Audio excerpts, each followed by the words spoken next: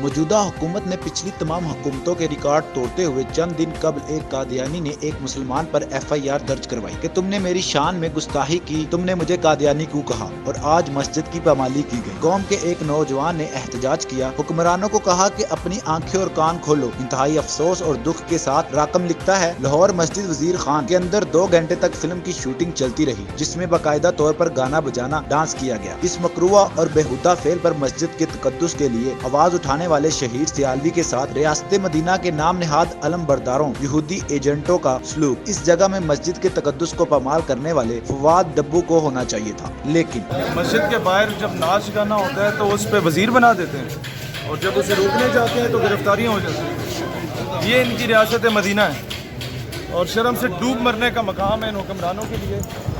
और कब तक ये अमेरिका के कुत्ते नहलाते रहेंगे।